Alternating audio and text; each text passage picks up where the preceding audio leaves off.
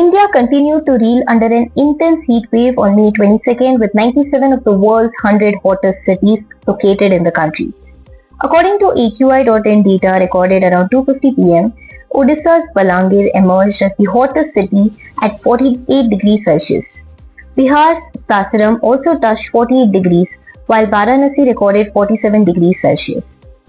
Several cities across Uttar Pradesh, Rajasthan, Punjab, Telangana, Madhya Pradesh and Uttarakhand crossed 45 degrees Celsius. Humidity levels remained extremely low in many areas, worsening heat conditions. Only 3 cities outside India made it to the global top 100 list. All 3 were from Nepal.